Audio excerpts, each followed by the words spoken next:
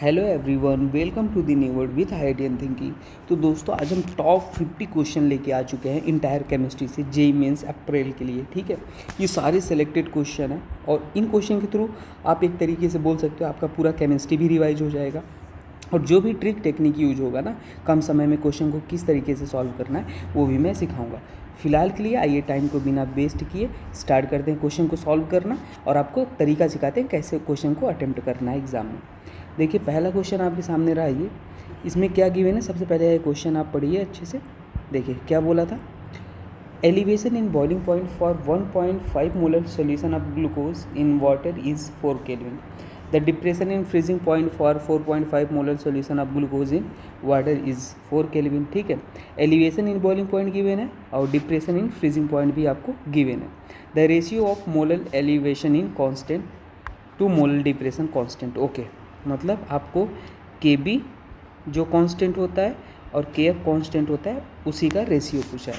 तो देखिए, जो एलिवेशन इन बॉइलिंग पॉइंट होता है, एलिवेशन इन बॉइलिंग पॉइंट जो होता है वो क्या होता है, एलिवेशन इन बॉइलिंग पॉइंट आपने पढ़ा है डेल्टा टी बी बराबर जो होता है वो क्या होता है, आई, अगर इलेक्ट्रोलाइट है तो आई के बी इंटू एम। एम क्या होता है, number of moles of solute divide by mass of solvent इन के जी, मोलैलिटी होता है।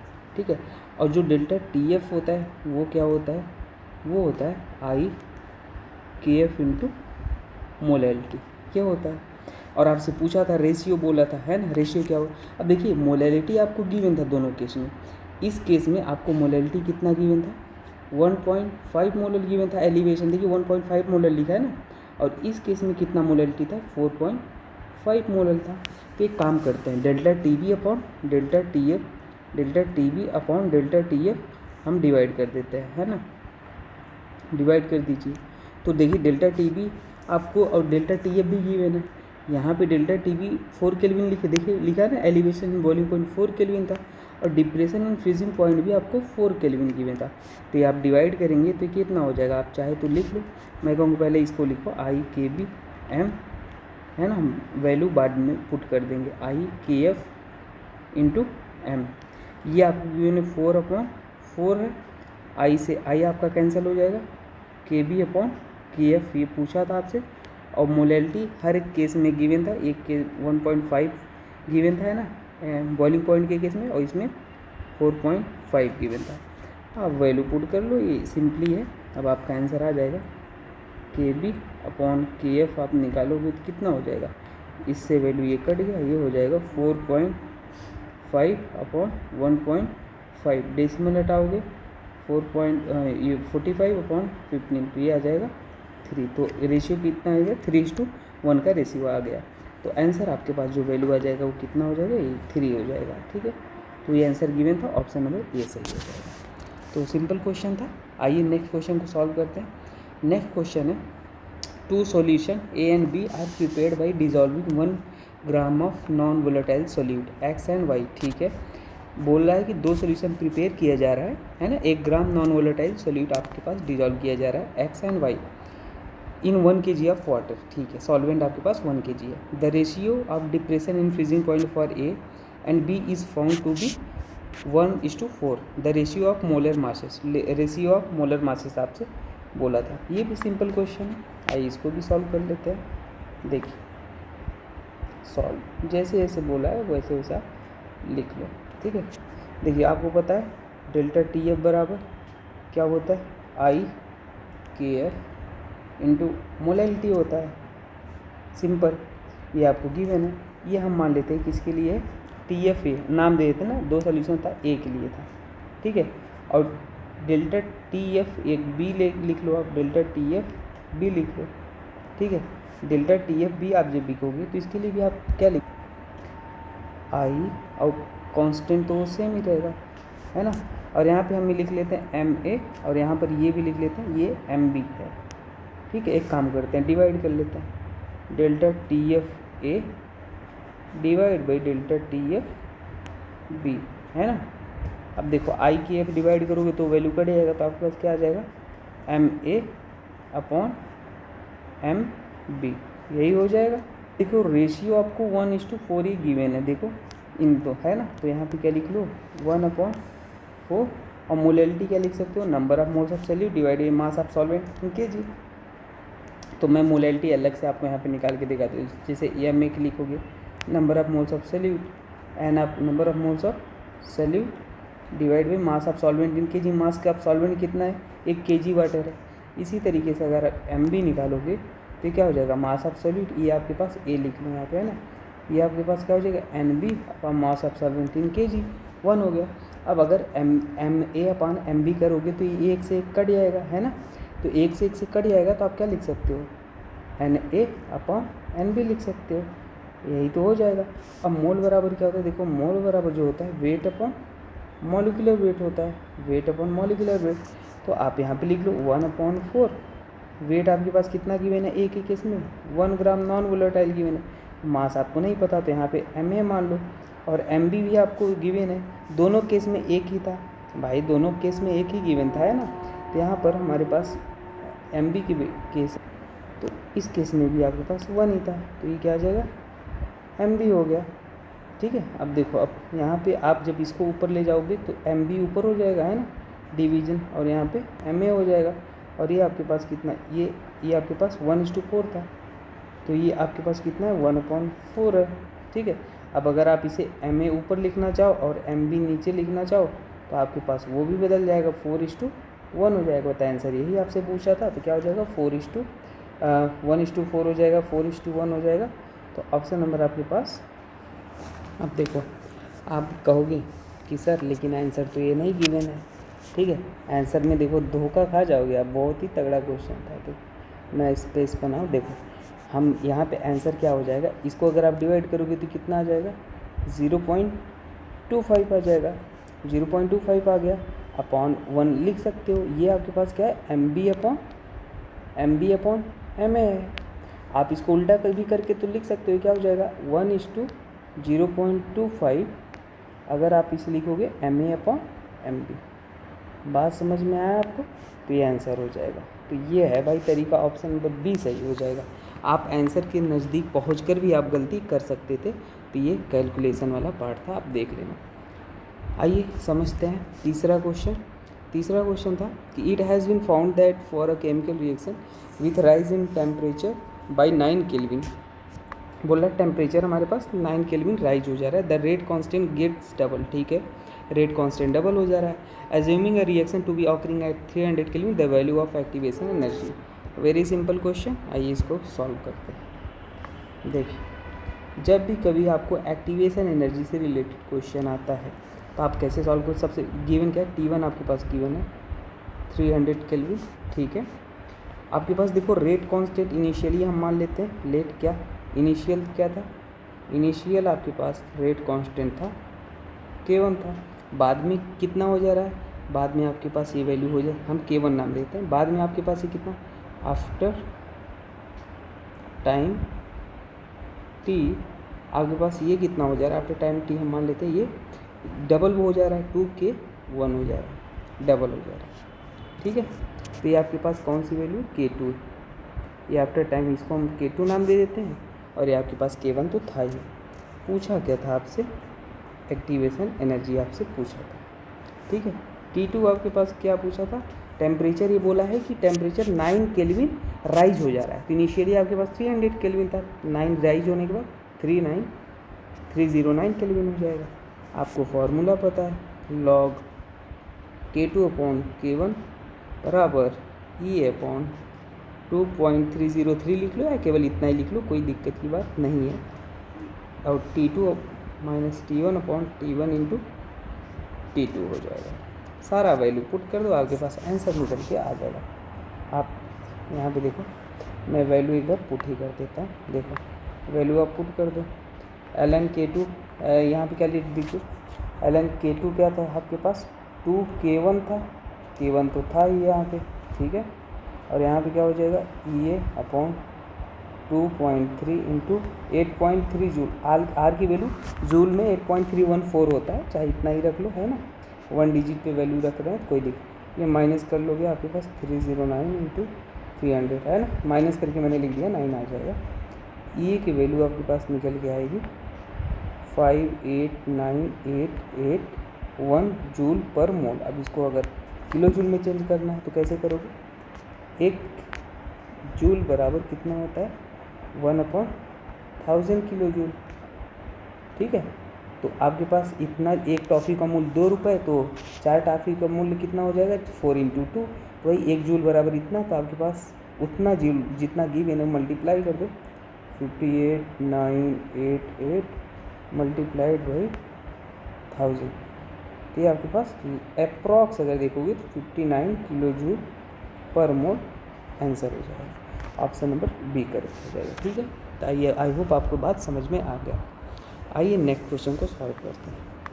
नेक्स्ट क्वेश्चन था, for the decomposition of azomethane given है is a first order reaction given है, the variation in partial pressure with time at 600 kelvin is given, the half life of reaction. ठीक है भाई, half life आपसे पूछा था। आइए इसको भी सॉल्व कर लेते हैं। सिंपल क्वेश्चन है, बस आपको थोड़ा सा तरीका आना चाहिए कैसे सॉल्व करना है। देखिए, आपको पता है for a first order reaction आप कैसे लिखते हो, फर्स्ट ऑर्डर रिएक्शन अगर आप लॉग नहीं ln k के फॉर्म में लिखो तो कैसे लिखते हो, ln a minus ln a not initial concentration और kt ए ln के फॉर्म में लिखो, 2.303 जब लॉग करोगे तब हो जाएगा मल्टीप्लाई, ठीक है। तो यहाँ पे अगर आप लिखो, देखो क्योंकि हमें गिवन ln के फॉर्म में गिवन था ना यहाँ पे, इसलिए मैंने लिखा। तो यहाँ पे y बराबर क्या हो जाएगा mx और ये प्लस c हो जाएगा, समझ आ रहे हो। तो आपके पास जो स्लोप हो जाएगा, m आपके पास स्लोप होता है, स्लोप आपके पास कितना हो गया -k हो गया, स्लोप यही। तो आप कंपेयर करोगे y बराबर mx प्लस c से, तो यहाँ पे यही तो आएगा स्लोप निकल के, m बराबर -k, ठीक है। और -k आपको देखो यहाँ पे ये गिवन है, ये स्लोप आपको गिवन है, दिख रहा है, ये वैल्यू आपको गिवन है। तो आप स्लोप की वैल्यू पुट कर लो यहाँ पे। स्लोप की वैल्यू जैसे ही पुट करोगे तो ये आपके पास क्या आ जाएगा -k बराबर -3465 × 10⁴। ये आपके पास माइनस से माइनस कट जाएगा तो k की वैल्यू आपके पास आ गई। अब यहाँ पे और देखो, आपको फर्स्ट ऑर्डर के लिए जब हम k एक्चुअल में t हाफ निकालते हैं तो क्या हो जाता है 0.693/k हो जाता है। आपको k पता है और t हाफ आपसे पूछा था, तो बस वैल्यू निकल के आ जाएगी, t हाफ बराबर 0.693, k की वैल्यू आपको पता है 3465 × 10⁴, ठीक है। तो t हाफ आपके पास जो निकल के आ जाएगा 2 × 10⁻5 सेकेंड। तो ऑप्शन नंबर आपके पास जो आ जाएगा वो 2 हो जाएगा। ये तो आपके पास 5 ऑलरेडी गिवन था, ऑप्शन 2 हो जाएगा, ठीक है। ये सिंपल क्वेश्चन था। आइए देखते हैं, दिखने में डरावना है पर है बहुत इजी क्वेश्चन। देखिए क्या given, heating white phosphorus with concentrated NaOH क्या मिलेगा। तो NCERT पी ब्लॉक से डायरेक्ट क्वेश्चन आया है, क्या मिलेगा भाई, वाइट फॉस्फोरस को आप हीट करोगे तो क्या मिलेगा, ठीक है। देखिए P4 + 3NaOH है, साथ में 3H2O जब रिएक्शन करते हो तो आपके पास 3Na सोडियम फॉस्फेट में कन्फ्यूजन मत होना, ठीक है। वो अलग की वो आप हमारी ट्रिक एंड ट्रिक्स का प्लेलिस्ट देख लेना, इनऑर्गेनिक ऑर्गेनिक की मैक्सिमम क्वेश्चन एक्सेप्शन को इंक्लूड करके सॉल्व हो जाएंगे सेकेंड में, तो आप ज़रूर फॉलो कर लेना, मैं डिस्क्रिप्शन में दे दिया हूँ लिंक। अच्छा 25 मोस्ट एक्सपेक्टेड क्वेश्चन भी कराया है चैप्टर वाइज, वो भी आप देख सकते हो। आंसर कौन सा हो जाएगा, आंसर डी हो जाएगा, ठीक है। आइए आगे बढ़ते हैं। नेक्स्ट क्वेश्चन है कि nitrogen gas is obtain by thermal decomposition. तो कौन सा है जिसका थर्मल डिकम्पोजिशन से नाइट्रोजन गैस प्राप्त होता है, जब आप BaN3 ट्वाइस का थर्मल डिकम्पोजिशन कराते हो तो Ba + N2 मिलता है, बैलेंस करके लिख लो 3N2। Option number B correct हो। ये डायरेक्ट NCERT के क्वेश्चन है, ठीक है, आप उनको याद रख लेना। देखिए in ammonium phosphomolybdate the oxidation state आपसे पूछा था। सबसे पहले तो आपको स्ट्रक्चर ही आना चाहिए इसका, तो पहला चैलेंजिंग टास्क आपको स्ट्रक्चर ही आना चाहिए था, ठीक है। देखिए कुछ अनएक्सपेक्टेड क्वेश्चन होंगे जो आपको थोड़ा सा किताबें आप पढ़े होंगे, है ना, जो कहीं बहुत सारे क्वेश्चन लगाए होंगे तो वहाँ से आपको आइडिया लग जाएगा। तो इसका जो स्ट्रक्चर होता है वो ये होता है। बाकी आपको कोई तरीका नहीं, बाकी ठीक है। बाकी ये तो याद ही करना है। ऑक्सीडेशन स्टेट नंबर मान लो आपके पास कितना हो जाएगा, आपसे पूछा था एमओ मोलिब्डेनम का आपसे पूछा था, तो उसका हम मान लेंगे एक्स हो जाएगा, ठीक है। तो सिंपली तो आपको इसका पूरा का नहीं देखना है, वो अलग देखो, ये इसी का निकालना है। तो यहाँ पे हम MOO3 ठीक है, इसका निकाल, इसको मान लो x, ऑक्सीजन का -2 होता है, 3 है तो ये 0, तो x बराबर आपके पास निकल के आ जाएगा +6, ठीक है। तो इंडिविजुअल आप अलग करके इसको निकाल सकते थे। तो सिंपली ऑप्शन नंबर आपके पास ए आ जाएगा। आइए नेक्स्ट क्वेश्चन को सॉल्व करते हैं। Which of the following complex is octahedral and diamagnetic, ठीक है। तो ऑक्टाहेड्रल और डायमैग्नेटिक कौन सा कॉम्प्लेक्स है, दोनों बताना है। तो आइए इसको सॉल्व कर लेते हैं। देखिए एक एक ऑप्शन को चेक करो। डायमैग्नेटिक मतलब जिसमें कोई भी अनपेयर्ड इलेक्ट्रॉन नहीं होते हैं, जैसे ऑप्शन नंबर फर्स्ट है K3 CO और Cl6 है, ठीक है। सबसे पहला स्टेप है तो ऑक्सीडेशन स्टेट निकालो मेटल पे, तो इसका हम मान लेते हैं यार, इसको चलो पूरा ही 3 ये हो जाएगा, और इस पर 1 होता है, एस ब्लॉक का है, और कोबाल्ट का x मान लो, साइनाइड में -1 होता है, -0, तो x बराबर 3+ आ जाएगा। तो हमारे पास जो कोबाल्ट है वो +3 में, तो क्या हो जाता है, फिर को 3D7 और 4s2 होता है, लेकिन आपके पास कितना रह जाएगा, 3 तो बाहर निकल जाएंगे, 3D6 रह जाएगा। अब डी इलेक्ट्रॉन, डी आप फिलिंग कर लो यहाँ पे, है ना।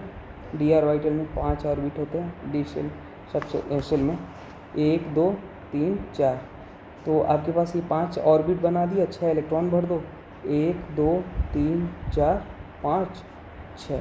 अब मज़े की बात तो ये है, 8D है, आगे S होता है और फिर आपके पास P होता है।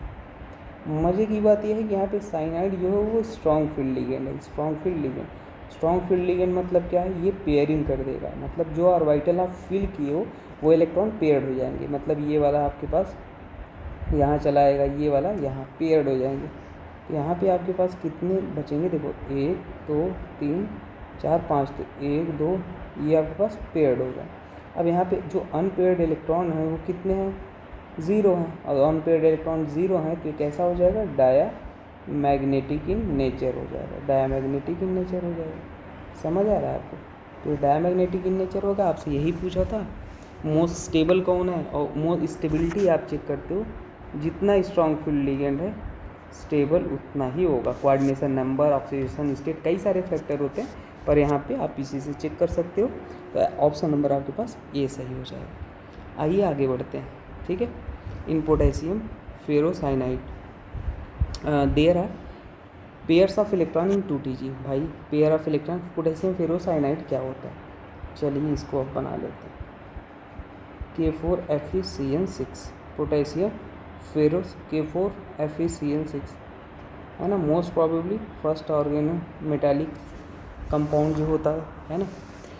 तो ये आपके पास यहाँ पे ये ऑक्सीडेशन स्टेट निकालते हैं, तो आयरन x वही है 4, और ये आयरन का x मान लो, साइनाइड पे -1 है 0, तो x बराबर आपके पास कितना आ जाएगा, +2 आ जाएगा। तो आयरन हमारे पास यहाँ पे कितने में, +2 में, +2 मतलब 3D6 और 4s2 तो बाहर निकल गया, 3D6 रहेंगे। अब देखो यहाँ पे 3D6 है, तो इसको आप कैसे फिल करोगे, डी स्प्लिटिंग होता है, स्प्लिटिंग आपके पास ऑक्टाहेड्रल का यहाँ पे Eg होता है, और यहाँ पे नीचे साइड क्या होता है, T2G होता है। और साइनाइड आपके पास स्ट्रॉन्ग फील्ड लिगेंड है, पेयरिंग भी करेगा, तो यहाँ पे 1 2 3 और पेयरिंग भी हो जाएगा 4 5 6। तो T2G में आपके पास कितने इलेक्ट्रॉन हैं, 6, और Eg में इलेक्ट्रॉन कितने हैं, 0।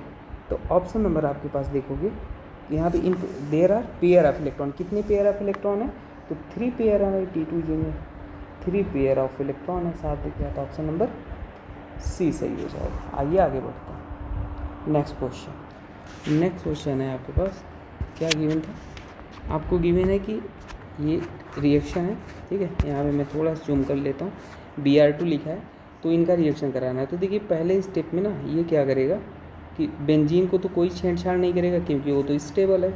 आपके पास जो एल्कीन है, ये इसको यहाँ पे साइक्लोहेलोनियम आयन बना लेगा, जैसे आप पढ़ते हो एडिशन रिएक्शन, ठीक है, ये बना लिया। अब दूसरे स्टेप में देखो यहाँ पे क्या गिवन था, ये ब्रोमीन पे ये आपके पास पॉजिटिव यानी स्टेबल भी हो गया, आपको दूसरे स्टेप में गिवन था ETOH गिवन था, एच पे पॉजिटिव, इस पे नेगेटिव है, न्यूक्लियोफाइल का काम करेगा। अब बात आता है कि कहाँ से अटैक करेगा। देखिए यहाँ पर भी पॉजिटिव है, यहाँ पर भी पॉजिटिव है, क्योंकि वो पॉजिटिव चार्ज है ब्रोमियम भी, तो खींचेगा इलेक्ट्रॉन और पॉजिटिव चार्ज क्रिएट करेगा। तो अब बात आता है कहाँ पे अटैक करेगा। तो देखिए ये वाला जो चार्ज है ये यहाँ पे अटैक करेगा, इस बॉन्ड को ऐसे ओपन कर दिया, ठीक है। तो देखिए जैसे ही ओपन किया तो आपके पास यहाँ पे बेंजीन तो था ही ऐसे, और आपके पास ये ऐसे हो जाएगा, यहाँ पे आपके पास OET आ गया, यहाँ पे आपके पास BR आ गया, ठीक है। अब आप कहोगे कि सर यहीं पे अटैक क्यों किया। तो देखो यहाँ का जो पॉजिटिव चार्ज था ना ये रेजोनेंस स्टेबलाइज था। मैंने क्या बोला, यहाँ का पॉजिटिव चार्ज रेजोनेंस स्टेबलाइज था, ठीक है, जिसके कारण वो ज़्यादा स्टेबल था, तो इसलिए वो वहाँ अटैक किया। तो इसलिए हमारे पास जो ऑप्शन नंबर आपके पास हो जाएगा, ऑप्शन नंबर A करेक्ट हो जाएगा, ठीक है। तो आई होप आपको ये बात समझ में आए। आइए आगे बढ़ते हैं। नेक्स्ट क्वेश्चन है SN1 का रेट क्या हो जाएगा। तो SN1 का जो रेट होता है वो डायरेक्टली प्रोपोर्शनल होता है stability of carbocation, stable carbocation में लिख देता हूँ। और जो कार्बोकटायन की स्टेबिलिटी होती है वो कैसे बढ़ती है पता है आपको। कार्बोकटायन की अगर स्टेबिलिटी देखा जाए तो वो डायरेक्टली प्रोपोर्शनल होता है +R +M +H और +I, और यही ऑर्डर को भी फॉलो करना, रेजोनेंस, हाइपर कंजुगेशन, फिर इंडक्टिव देखते हैं। तो आइए यहाँ पे चेक कर लेते हैं। देखिए यहाँ पे आपके पास जो OMe है ये आपके पास +M लगाता है, ठीक है, और यहाँ पे CH3 है +H लगाता है, और यहाँ पे ये OCH3 है, ये भी कहीं ना कहीं आपके पास +M भी लगाएगा, ठीक है। OMe OCH3 बात एक ही है। अब देखिए यहाँ पे आगे जैसे ही, और ये भी आपके पास लगा हुआ है +H, ये भी आपके पास लगा हुआ है +H, और ये आपके पास आयोडीन है, ठीक है। आयोडीन क्या करता है, जब भी आयोडीन है तो भाई ये कहीं ना कहीं -I लगा रहा होगा। तो एक चीज़ तो कन्फर्म है कि A वाले का रेट जो हो जाएगा वो कम हो जाएगा, ठीक है। समझ पा रहे हो मैं क्या बोल रहा हूँ। और आयोडीन तो सब में ही था, तो उससे तो अभी छोड़ो, और दूसरे फैक्टर पे हम देखते हैं, बात करते हैं। देखिए सबसे ज़्यादा कहाँ होगा, सबसे पहले ये सोचो। तो ये आपके पास जो +M लग रहा है ये कौन सी पोजीशन पे है, यहाँ पे देखोगे तो ये पैरा पोजीशन पे है, पैरा। यहाँ पे आपके पास ध्यान से देखना +M नहीं लगेगा, क्योंकि ये मेटा पोजीशन पे कभी भी रेजोनेंस नहीं लगता है, वही +M नहीं लगता है। तो अब तो हो गया, बात खत्म। तो ये कौन सा इफेक्ट लगाएगा, ये -I इफेक्ट लगाएगा, और -I भाई ऑक्सीजन का तो बहुत ज़्यादा हो जाएगा, -I भी लगाएगा, समझ पा रहे हो। तो इसलिए हमारे पास, तो अब एक बात सोचो, आपके पास कौन ज़्यादा स्टेबल हो गया, सबसे ज़्यादा D, उसके बाद कौन सा हो जाएगा C। तो ऐसा कहीं दो ऑप्शन तो कट करो, ये कट गया, ये कट गया, D और C इसमें भी गिवन है, इसमें भी D और C गिवन। A और B में कौन ज़्यादा स्टेबल हो जाएगा। देखो अगर A और B की बात करोगे आप, ठीक है, तो ज़्यादा क्लैरिटी होगा। एक बार हम कार्बोकटायन बना ही लें, A और B में चेक करना था। तो एक कार्बोकटायन आपके पास यहाँ है, एक कार्बोकटायन आपके पास यहाँ है, ठीक है। तो आप ध्यान से देखो, यहाँ पे आपके पास जो B है ये CH3 है, यहाँ पे हाइपर कंजुगेशन हो रहा है ये कार्बोकटायन, और यहाँ पर भी आपके पास क्या हो रहा है, हाइपर कंजुगेशन हो रहा है, ठीक है। अब ध्यान देना, लेकिन यहाँ पे ये ऑक्सीजन क्या लगा रहा है, -I लगा रहा है, और यहाँ पे आयोडीन तो था ही, तो -I कहीं ना कहीं डिस्टेबलाइज करेगा भाई, कार्बोकटायन को डिस्टेबलाइज करेगा, है ना। तो इसलिए हमारे पास A हो जाएगा और फिर B हो जाएगा, तो ऑप्शन नंबर ये सही हो जाएगा। तो बहुत अच्छा क्वेश्चन था, आप याद रख लेना। आइए आगे बढ़ते हैं। The correct acidic strength for the following is, सबसे पहले तो आपको स्ट्रक्चर ही आना चाहिए एसिडिक स्ट्रेंथ, है ना। तो फिनॉल, पहला स्ट्रक्चर आपके पास फिनॉल का स्ट्रक्चर आप बना लो। दूसरा स्ट्रक्चर है पैराक्रेसॉल। पैराक्रेसॉल क्या होता है, फिनॉल के ऊपर ही जब मिथाइल ग्रुप लग जाता है पैरा पोजीशन पे, पैराक्रेसॉल हो गया। तीसरा है आपके पास फिनॉल में ही OH है, और यहाँ पे क्या है, NO2, मेटानाइट्रोफिनॉल। चौथा आपके पास है OH, और यहाँ पे NO2 है। एसिडिक स्ट्रेंथ का कॉन्सेप्ट क्या होता है, मान लो अगर आपके पास कोई एसिड है, इसमें से आप -H+ को बाहर निकाल दें, तो आपके पास ये जो कार्बन आयन बना है इसी को कहते हैं कंजुगेट बेस। ये जितना ज़्यादा स्टेबल होगा एसिड उतना ही स्ट्रॉन्ग होगा, सीधी बात है, यही कॉन्सेप्ट है। तो आपके पास कुल मिलाकर आपको स्टेबिलिटी ऑफ कंजुगेट बेस या कार्बन आयन देखना था। तो यहाँ से आप H+A निकाल दो, कार्बन आयन सब में बना दो कॉमन पोजीशन से। अब देखो ये +H है, ये +H लगा रहा है, ये -I और -M लगा रहा है, ये केवल -I, मेटा पे -M नहीं लगता है अरेंजमेंट। और आपको पता है जो कार्बन आयन को पसंद होता है वो -M, -I और -H होता है। तो एक चीज़ तो क्लियर समझ आ रही कि D वाला सबसे मोस्ट एसिडिक हो जाएगा, ठीक है। तो ऐसा ऑप्शन नंबर केवल एक में है जो D मोस्ट एसिडिक है, बाकी किसी में नहीं है। तो और टाइम वेस्ट करने का मतलब ही नहीं है, ऑप्शन ए लगा के आगे बढ़ चलो। बाकी चेक करना चाहो तो कर सकते हो, फिर दूसरे नंबर पे आपके पास C आ जाए क्योंकि ये -I लगा रहा है, ठीक है। बाकी आप यहाँ पे चेक कर लो, ये तो डिस्टेबलाइज कर रहा है भाई, B वाला तो लास्ट हो जाएगा, तो लास्ट में ही है B, है ना। बाकी हो जाता है क्वेश्चन बहुत सिंपली। अमंग द फॉलोइंग क्या बोला है, the alcohol which would react fastest with concentrated HCl and Zn। Lucas reagent होता है। अब लूकास रिएजेंट जो होता है टर्शियरी अल्कोहल के साथ इमीडिएटली टर्बोडिटी देता है, ठीक है ना। लूकास रिएजेंट ZnCl2 और कॉन्सनट्रेटेड HCl, ठीक है ना। अगर आपके पास इसको ट्रीट करते हो किसके साथ, 3 डिग्री अल्कोहल के साथ, तो ये क्या करता है, इमीडिएट टर्बोडिटी देता है, इमीडिएट टर्बोडिटी देता है, ठीक है, ये याद रखो। अब आपको बस यही चेक करना। तो आप देखो पहला ऑप्शन चेक करते हैं, ये ऑप्शन नंबर है पेंटेनॉल है, 1 2 3 4 5, पेंटेनॉल है तो 1 2 3 4 5, तो पेंटेनॉल है तो एक पे लगा लो, कोई स्पेसिफाइड है नहीं तो पेंटेनॉल हमने यही बना लिया। दूसरे देख लो, दूसरा ऑप्शन 2 मिथाइल ब्यूटेनॉल, 1 2 3 4, 2 पे मिथाइल लगा हुआ है और 2 मिथाइल ब्यूटेनॉल है ना। तो यहाँ पे आप लगा लो, ये भी तो नहीं फिक्स है कहाँ पे लगा हुआ है। अब देखो सी ऑप्शन देखो, और मैं कहूँगा डी दिख रहा है साफ साफ, देखो 2 मिथाइल ब्यूटेन, क्योंकि यहाँ पे 2 स्पेसिफाइड कर दिया है इसलिए ज़्यादा ये बेटर आंसर है। ब्यूटेनॉल 2 पे मिथाइल है और 2 पे OH है, तो ये अल्कोहल जो है वो 3 डिग्री अल्कोहल है। देखो क्योंकि इससे इस OH से जुड़ा कार्बन 3 कार्बन से डायरेक्ट अटैच्ड है, समझ आ रहा है, तो इसलिए हमारे पास ये 3 डिग्री अल्कोहल है। तो ये आप बोल सकते हो, ठीक है। ऑप्शन नंबर डी से ज़्यादा सही हो जाएगा। आइए आगे बढ़ते हैं, नेक्स्ट क्वेश्चन को सॉल्व करते हैं। नेक्स्ट क्वेश्चन आपके पास है ये, A short peptide on complete hydrolysis produces 3 moles of glycine, 2 moles of leucine and 2 moles of valine per mole of peptide. The number of peptide linkage, देखो दिखने में डरावना क्वेश्चन है पर है बहुत ईजी क्वेश्चन। देखो नंबर ऑफ पेप्टाइड लिंकेज अगर पूछे और आपको अमीनो एसिड गिवन है तो क्या होता है, जो नंबर ऑफ पेप्टाइड लिंकेज होता है, नंबर ऑफ पेप्टाइड लिंकेज होता है, ठीक है, वो बराबर इक्वल क्या होता है, अमीनो एसिड -1, अमीनो एसिड जो भी हो -1 कर लो। कितने अमीनो एसिड है टोटल, 7 गिवन है, -1 आपके पास कितना आ जाएगा, 6 आंसर हो जाएगा, ऑप्शन नंबर बी करेगा। आइए आगे बढ़ते हैं। नेक्स्ट क्वेश्चन है कि ये इन्फॉर्मेशन बेस्ड क्वेश्चन है। देखिए मैं पहले आपको बता दे रहा हूँ, ठीक है। इन्फॉर्मेशन बेस्ड कैसा क्वेश्चन है, जैसे मॉलिस टेस्ट किसके लिए यूज होता है और आपके पास ब्यूरेट टेस्ट किसके लिए यूज होता है। तो मॉलिस टेस्ट कार्बोहाइड्रेट के लिए यूज होते हैं, ठीक है। ब्यूरेट टेस्ट किसके लिए यूज होता है, पेप्टाइड के लिए यूज होता है। और carbylamine test primary amine के लिए होता है। और स्लिप टेस्ट लास्ट बचा तो उसको टिक कर दो, तो ऑप्शन नंबर ऐसा सी में मैच कर रहा है, ठीक। आगे बढ़ चलो।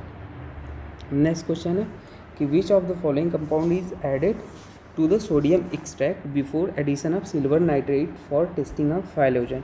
तो देखिए कौन सा, तो देखिए जब ये वाला टेस्ट बेसिकली आप करते हो, ठीक है, सिल्वर नाइट्राइड टेस्ट, आप तो रिएक्शन कौन सी होती है, सबसे पहले मैं डिटेल में ये नहीं बता रहा हूँ, आपको रिएक्शन बताता हूँ। NaCN होता है, HNO3 से रिएक्ट करता है, ये रिएक्शन याद रख लेना। NaNO3 सोडियम नाइट्राइड बनाता है, आपके पास HCl ये रिलीज हो जाता है।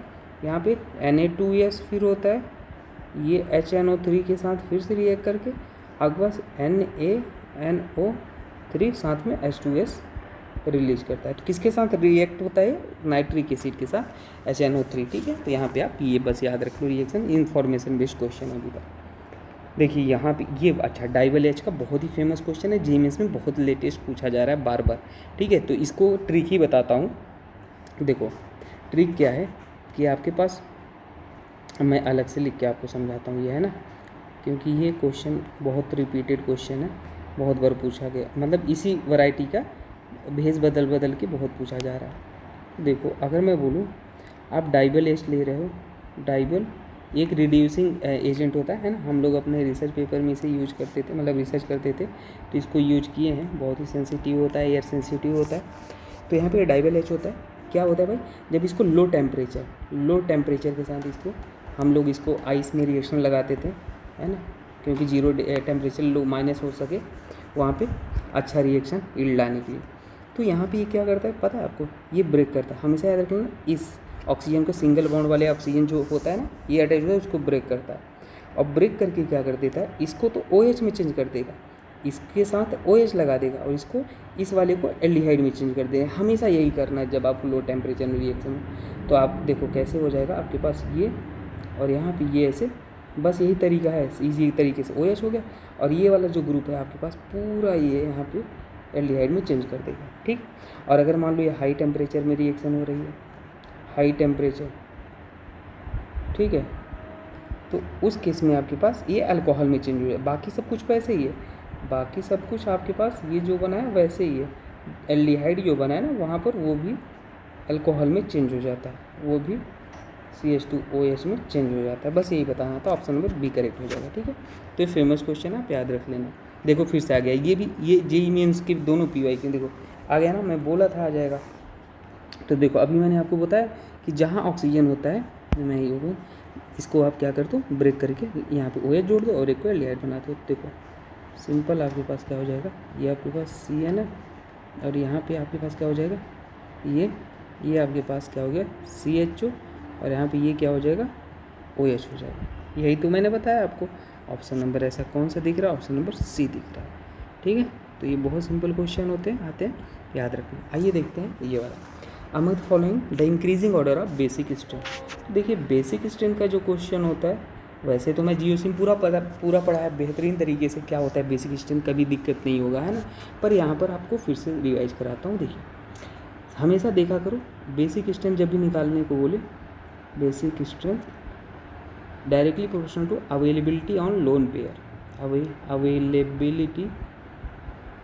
अवेलेबिलिटी स्पेलिंग देखो भाई गलत हो जाए तो आप चेक कर लेना। Availability of lone pair on nitrogen atom, ठीक है। और क्या रूल बोलता है, अगर कभी sp3 हाइब्रिडाइजेशन है नाइट्रोजन पे sp2 फिर sp, ये भी होता है। और हमेशा याद रख लेना, लोकेलाइज्ड लोन पेयर ज़्यादा, ये बेसिक ऑर्डरली लोकेलाइज्ड लोन पेयर ज़्यादा बेसिक होता है डीलोकेलाइज्ड लोन पेयर से। सारी बातें लिख दे रहा हूँ। ग्वानिडीन कभी दिख जाए तो हमेशा बहुत ज़्यादा बेसिक होता है, ग्वानिडीन बेस्ड, फिर एमिडीन होता है।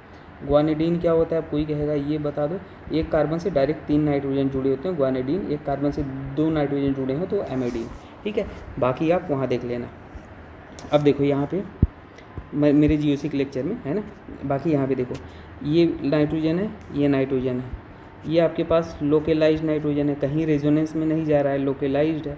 ये भी कहीं रेजोनेंस में नहीं जा रहा है, ये भी लोकेलाइज्ड है, समझना आप। ये आपके पास CH3 लगा है प्लस I दे रहा है, इलेक्ट्रॉन डोनेटिंग ग्रुप है, लोन पेयर की अवेलेबिलिटी बढ़ रही है, तो कहीं ना कहीं थर्ड वाला ज़्यादा होगा, फिर फोर्थ वाला। ये दोनों, ये लोन पेयर रेजोनेंस है, डीलोकेलाइज, ये भी लोन पेयर डीलोकेलाइज हो रहा है। तो एक चीज़ तो कन्फर्म है, थर्ड और फिर फोर्थ, और थर्ड फोर्थ, ठीक है। ये 2 ऑप्शन तो कट कर दो। अब थर्ड फोर्थ, फर्स्ट और सेकेंड में हमेशा याद रख लेना एनिलीन लेस बेसिक होता है, फिर हमारे पास पायरॉल ज़्यादा होता है, ठीक है।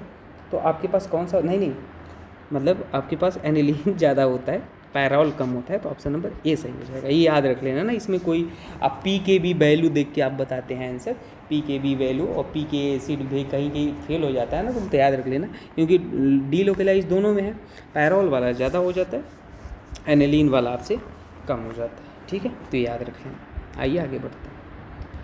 नेक्स्ट क्वेश्चन है, in the Hoffmann bromamide degradation reaction the number of moles of NaOH and Br2 पर मोल ऑफ अमाइन प्रोड्यूस। तो ये भाई हाफमैन रिएक्शन है, सिंपली आपको रिएक्शन बहुत बेसिक रिएक्शन है, ने रिएक्शन में आपको पढ़ाया जाता है। Br2 होता है, ठीक है, और 4 मोल यहाँ पे NaOH लेते हो, आपके पास 1 डिग्री अमाइन, यहाँ पे 4 NH2 बन जाता है आपके पास, साथ में के इस साइड के प्रोडक्ट बनते 2K2CO3 NaBr प्लस 2H2O, ठीक है। तो ऑप्शन नंबर आपके पास बी करेक्ट हो जाएगा। 4 mole of NaOH and 1 mole of Br2 लेते हो सिंपली, ठीक है। बेसिक इन्फॉर्मेशन है, देखो क्वेश्चन कैसे पूछे जाते हैं आपके एग्जाम में। अब देखो क्या बोला है, test to distinguish primary secondary and tertiary amine. आप भाई कौन सा रिएजेंट यूज करते हो, आपको पता है कि जब बेंजीन सल्फोनिल क्लोराइड लेते हो, हिंसबर्ग रिएजेंट लेते हो, तो इससे आप primary amine, tertiary, secondary amine test कर सकते हो, है ना। एक सॉल्यूबल प्राइमरी साल्ट में सॉल्यूबल होता है, अल्कली में सॉल्यूबल होता है, सेकेंडरी नहीं होता है ना। टर्शियरी आपके पास रिएक्शन ही नहीं देता है, ये मैंने बताया है, आप देख लेना, हिंसबर्ग रिएजेंट टेस्ट कर लेना, डाल के चेक कर लेना, ठीक है। कौन सा, यही होता है Hinsberg reagent, benzene sulphonyl chloride, ठीक है। PHSO2Cl भी कभी लिखा आता है, ठीक है। आइए आगे बढ़ते हैं। Which of the following compound are anti aromatic. देखो ऐसा ट्रिक बताऊंगा, ज़िंदगी में कोई क्वेश्चन गलत नहीं होगा। देखो ट्रिक यहाँ पे लिख लो, मैंने बोला था मैं आपको ट्रिक और ट्रिक बेसिक जे एडवांस तक का क्वेश्चन सही कर लोगे 10 सेकेंड में। देखो पाई इलेक्ट्रॉन डिवाइड कर दो 4 से, अगर डिवाइड हो जाता है, डिवाइड हो गया तो anti aromatic. Pi electron divide कर दो 4 से, अगर डिवाइड नहीं होता है तो एरोमेटिक। अगर एक भी sp3 कार्बन दिख जाए तो कैसा होता है, नॉन एरोमेटिक। और इनमें अगर स्टेबिलिटी देखोगे तो एरोमेटिक, फिर नॉन एरोमेटिक और फिर लास्ट में एंटी एरोमेटिक होता है स्टेबिलिटी ऑर्डर, ठीक है। और अच्छे से अगर जानना हो पूरा 15-20 मिनट का डेडिकेटेड ट्रिक एंड टिप्स का वीडियो देख लेना, हर वैरायटी की प्रॉब्लम कवर है। वैसे ये क्वेश्चन सॉल्व हो जाएंगे इतने से ही। देखो और पाई इलेक्ट्रॉन क्या होता है ये भी देख लो। जैसे एक लोन पेयर है तो कितने पाई इलेक्ट्रॉन, 2। डबल बॉन्ड है तो कितने पाई इलेक्ट्रॉन है, 2 इलेक्ट्रॉन, एक डबल बॉन्ड है ना। और यहाँ पे अगर लोन पेयर है और नेगेटिव चार्ज है तो उसमें भी आप 2 इलेक्ट्रॉन कंसीडर करोगे। और लोन पेयर वही लेना जो रेजोनेंस में जाता है ना। अब ये सब चीज़ें देखने में देखो बहुत लग रहा होगा लेंदी, लेकिन बहुत ईजी है।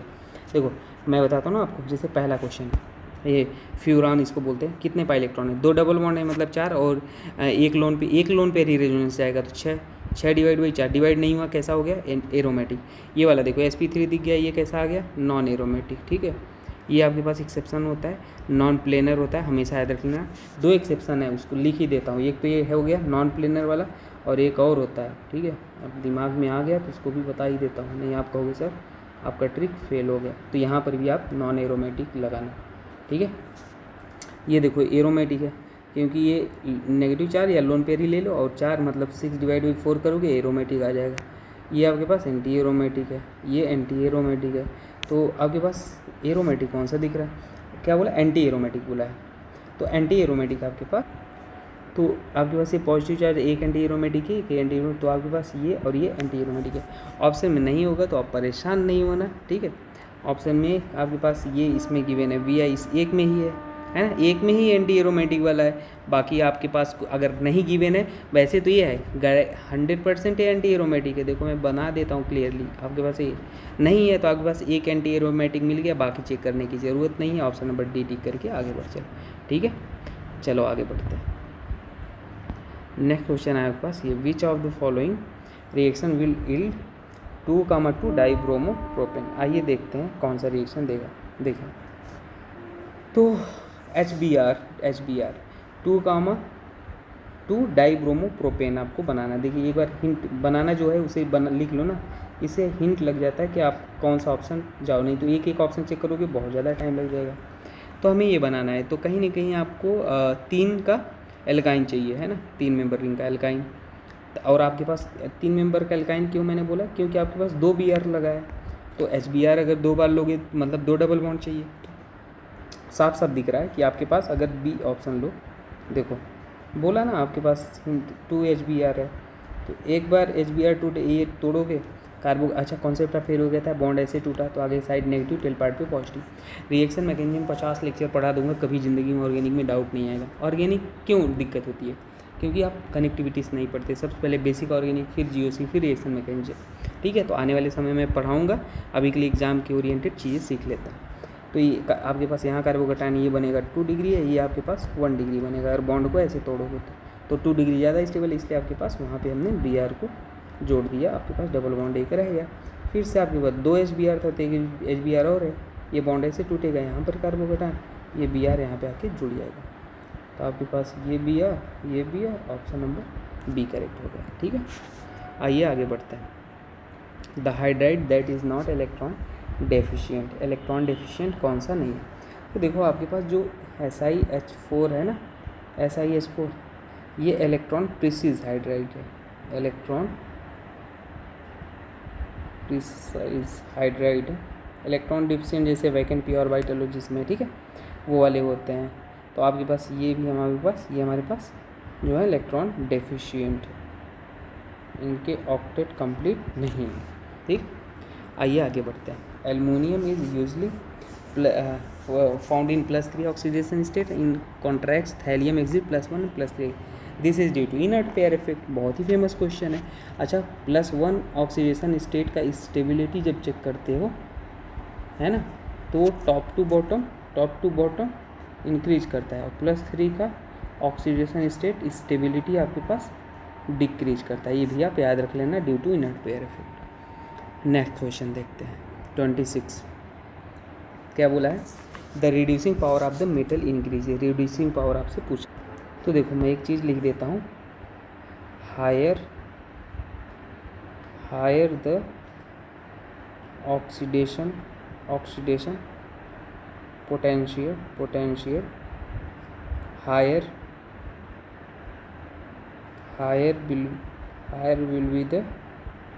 will be the reducing power. Simple. तो आपके पास देख लो भाई, ये सभी ऑक्सीडेशन ही गिवन है या रिडक्शन गिवन है, ठीक है। तो आपको क्या गिवन है यहाँ पे, ये जो वैल्यू गिवन है वो आपको रिडक्शन गिवन है। ये देखो Zn2, मैंने क्या बोला, अगर रिडक्शन क्या होता है, loss of gain of electron, oxidation क्या होता है, लॉस ऑफ इलेक्ट्रॉन। तो यहाँ से देखो ये क्या हो रहा है, ये 0 में जा रहा है, तो ये क्या हो रहा है, रिडक्शन हो रहा है, रिडक्शन पोटेंशियल। तो एक काम करो, ऑक्सीडेशन पोटेंशियल निकाल लो, जस्ट उल्टा कर दो, 0.76, ये भी लिख लो 2.87, और इसका भी ऐसे लिख लो, है ना, क्योंकि वो सभी रिडक्शन गिवन है, और इसका भी 0.25। तो सबसे ज़्यादा ऑक्सीडेशन पोटेंशियल किसका दिख रहा है? तो ऑक्सीडेशन पोटेंशियल हमें जो दिख रहा है कैल्शियम का दिख रहा है साफ साफ 2 तो ये हमारे पास सबसे पहला हो जाएगा कैल्शियम। और फिर आपके कितना दिख रहा है, कैल्शियम के बाद मैग्नीशियम का दिख रहा है, फिर जिंक का, और फिर निकल का। तो ऑप्शन नंबर आपके पास बी करेक्ट हो गया। सिंपल है ना। तो बस छोटे छोटे कॉन्सेप्ट हैं, आप दिक्कत कर देते हैं, याद रख लो। आइए देखते हैं, which of the following reaction is an example of redox reaction. Redox reaction का जिसमें ऑक्सीडेशन और रिडक्शन दोनों होते हैं। तो आइए इसी में चेक कर लेते हैं। देखिए यहाँ पे XeF4, यहाँ पे ऑक्सीडेशन स्टेट निकाल लो, इसका निकाल लो, क्या हो जाएगा, x-4 = 0, तो x = 4 आ जाएगा। तो यहाँ पे क्या है, +4 है। और फ्लोरीन यहाँ पे O2F2 का अगर आप निकालोगे तो यहाँ पे O2F2 के ऑक्सीजन का +1 हो जाता है। फ्लोरीन, अरे भाई O2F2 का आप निकालोगे तो फ्लोरीन भाई ज़्यादा है ना, -1 A +1 और ये -1, तो फ्लोरीन का O2 का -1 आ गया, ठीक है। यहाँ पे जेनॉन का +6 आ जाएगा, और यहाँ पे ऑक्सीजन का 0। तो ये देखो जेनॉन का +4 से कितने पे जा रहा है, +6, मतलब यहाँ पे क्या हो रहा है, ऑक्सीडेशन हो रहा है। और यहाँ पे ऑक्सीजन का क्या हो रहा है, रिडक्शन हो रहा है। ऑक्सीजन का रिडक्शन तो हो गया, यही रेडॉक्स है, आगे जाने की जरूरत, जहाँ ऑक्सीडेशन रिडक्शन दोनों होते हैं। ऑप्शन नंबर 1 करेक्ट हो गया। चलो आगे बढ़ते हैं। नेक्स्ट क्वेश्चन है आपके पास ये वाला, क्या बोला है, फॉर द रिएक्शन, ठीक है, फॉर द रिएक्शन A से B the value of equilibrium constant at 300 kelvin ATM is इतना given, the value of delta G आपकी वैल्यू पूछा। इक्विलिब्रियम कांस्टेंट और डेल्टा जी का क्वेश्चन अगर आ जाता है तो एक फॉर्मूला आपको याद रख लेना, उसी से क्वेश्चन सॉल्व हो जाता है। डेल्टा जी नॉट बराबर RT ln KP, है ना। तो आपके पास -R, टेम्परेचर 300 केल्विन, ln आपके पास है ना, टेम्परेचर 300 केल्विन, और ln KP आपको गिवन है, कितना गिवन है, 300 केल्विन 100 गिवन है। तो 100 को स्क्वायर लिख लो, तो ये आपके पास -R, और 2 को बाहर ले आ लो, ln 10 हो जाएगा। सॉल्व करके देख लो भाई, डेल्टा जी रहा हो -8R, है ना, आपको यही बोला था, क्योंकि XR गिवन था देखो, तो R के टर्म्स में, इसलिए R की वैल्यू हमने पुट नहीं किया, ठीक है। तो यहाँ पे आपके पास -13 पॉइंट, ऑप्शन नहीं लिखा है तो ऑप्शन लिख लो, -13.8, इतना आंसर हो जाएगा, ठीक है। तो ये हो गया। आइए आगे बढ़ते हैं। Next, assuming that BaO2S is completely ionised in aqueous solution under the given condition, concentration of H3O+ ion in aqueous solution of BaO2S इतना। चलो भाई देखो, सिंपल क्वेश्चन है, इसमें भी कुछ दिमाग थोड़ा सा आपके पास दिमाग लगाना था, आंसर आ जाना था। देखो आपको क्या गिवन सवाल आपने पढ़ लिया, BaO2 को आप आयोनाइज करो तो आपके पास क्या मिलेगा, Ba2 प्लस और क्या हो जाएगा 2OH माइनस हो जाएगा। आपको यहाँ पे ध्यान देना, यहाँ पे कंसंट्रेशन H3O प्लस ON का मतलब ये गिवन था, ठीक है। और तो H3 अरे भाई H3O प्लस को कंसंट्रेशन गिवन था, मतलब आपके पास OH माइनस का आपको कंसंट्रेशन कहीं ना कहीं पता था। तो आप यहाँ पे 2 इंटू क्या हो जाएगा 0.0205 है ना। तो इसका आपको पता चल गया कि 0.0 आप 10⁻² आपके पास ही आ गया, ठीक है। अब आपको पता है नॉर्मल टेम्परेचर पे आपके पास जो H3O प्लस है ना और OH माइनस होता है, वहाँ पे क्या हो जाता है 10⁻⁴ के बराबर होता है। तो आपने यहाँ पे H3O प्लस का आपको निकालना था, ठीक है। ये क्या हो जाएगा, ये आपके पास पता था, और OH माइनस का आपने यहाँ पे कंसंट्रेशन निकाल लिया 10⁻, इस केस में है ना ये है ये OH माइनस का इतना आ गया, तो ऑप्शन 10⁻12 हो जाएगा, ठीक है। तो यहाँ पे आंसर आपके पास कितना आ जाए 10⁻12, तो आपके पास आंसर कितना हो जाएगा, आंसर 1 हो जाएगा, है ना, क्योंकि मल्टीप्लाइड में 1 कर सकते हो, तो आंसर 1 हो गया।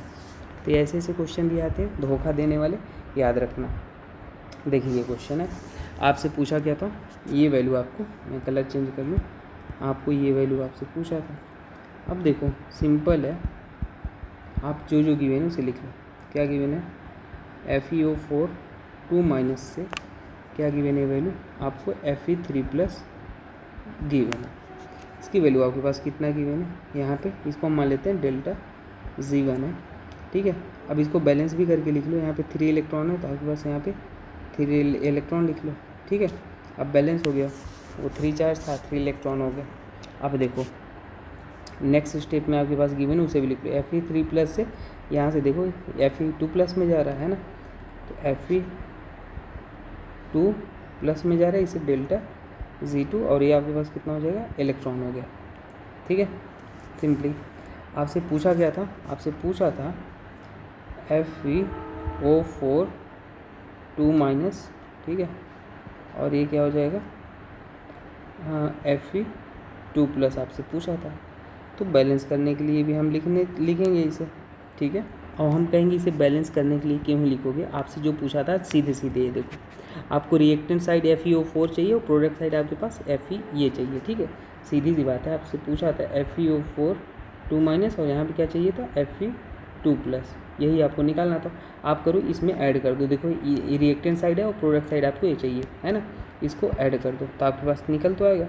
रिएक्टेंट Fe2 4 और 3 इलेक्ट्रॉन, तो 3 और एक ये भी हो जाएगा, है ना, और ये 4 मैं डायरेक्ट लिखता हूँ 4 इलेक्ट्रॉन, और आपके पास Fe3 प्लस था, समझ पा रहे हो नहीं, Fe3 प्लस, और यहाँ पे क्या हो जाएगा पूरा Fe3 प्लस और क्या हो जाएगा Fe2 प्लस हो जाएगा, इससे इसे कैंसिल हो गया, आपके पास आ गया वैल्यू ये आपके पास, इसको हम डेल्टा G3 नाम दे देते हैं, ठीक है। तो अब देखो डेल्टा G3 जो आया है वो कैसे आया है, delta G1 plus delta G2 को ऐड करके आया है, और डेल्टा G बराबर क्या होता है -NFE होता है ना, -NFE0 होता है। तो आप वैल्यू बस पुट कर लो, यहाँ पे देखो इलेक्ट्रॉन कितना है 4 ही रहेगा, तो डेल्टा G3 के केस में -4 × E03 लिख देते हैं, ठीक है। और फैराडे तो कैंसिल आउट हो जाएगा, तो फैराडे को मैं नहीं लिख रहा हूँ, समझ आई बात आपको, फैराडे नहीं लिखो। और यहाँ पे डेल्टा G1 माइनस और 3 इलेक्ट्रॉन था पहले केस में, 3 इलेक्ट्रॉन लिखो, और फैराडे कैंसिल, डेल्टा G2 देखो, और E आपको E की वैल्यू भी गिवन है, एक भी ध्यान देना 2.2 गिवन है, समझ पा रहे हो ना। Fe3 से आपको पास कहाँ पे Fe4 वाले केस में गिवन था, है ना, पहले ये कितना 2.2 गिवन था, तो यहाँ पे रख लो वैल्यू, नहीं तो गलत हो जाएगा ना आंसर। E की वैल्यू इसमें गिवन है तो आप E की वैल्यू तो रखोगे ना, ये फार्मूले में ही भी है, तो 2.2 हो जाएगा, फैराडे को रहने दो, आपके पास फिर -1 हो जाएगा ये वाला -1, और इसके केस में आपको वैल्यू 0.7 गिवन है, वो देख लो ऊपर 0.70 लिख लो, और फैराडे कैंसिल हो जाएगा। आप P3 की वैल्यू यहाँ पे निकालोगे, आ जाएगा 7.3/4, और आपके पास 1825 × 10⁻³ आंसर हो जाएगा। तो आप यहाँ पे वैल्यू ये पुट कर सकते हो, आंसर कितना है 18, मैच करा लेना आप 25, ठीक है, तो ये आंसर हो गया। आइए नेक्स्ट क्वेश्चन को सॉल्व करें। नेक्स्ट क्वेश्चन आपके पास ये जो था, इसमें बोला था कि बताइए कौन एक्सटेंसिव प्रॉपर्टी है और कौन सा इंटेंसिव है। ठीक है, तो आपको total number of intensive property आपको बताना था। तो आइए इसको समझते हैं, एक्सटेंसिव इंटेंसिव होता क्या है ये भी आप समझ लो। देखो, एक्सटेंसिव प्रॉपर्टी वो प्रॉपर्टी होता है, एक्सटेंसिव प्रॉपर्टी जो होता है वो सब्सटेंस के मास और साइज पे डिपेंड करता है। क्या? मास और साइज पर डिपेंड करता है एक्सटेंसिव प्रॉपर्टी। ठीक है, और अगर मान लो आपके पास इंटेंसिव प्रॉपर्टी है तो वो डिपेंड नहीं करता है, मास और साइज पर डिपेंड नहीं करता है। ठीक है, डोंट डिपेंड सिंपली।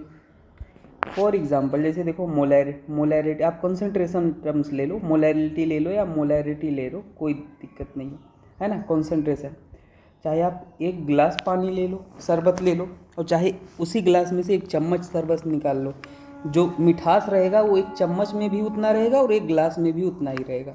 तो कहने का मतलब है, देखो ये यहाँ पे ना तो उसके साइज मास पे डिपेंड कर रहा है, कंसंट्रेशन डिपेंड ही नहीं कर रहा है ना। तो आप ये बोल दो कि कैसा प्रॉपर्टी है, इंटेंसिव प्रॉपर्टी है। और इसी तरीके से मैं कहूँगा, ये लॉजिक आप हर जगह नहीं समझ पाओगे, है ना।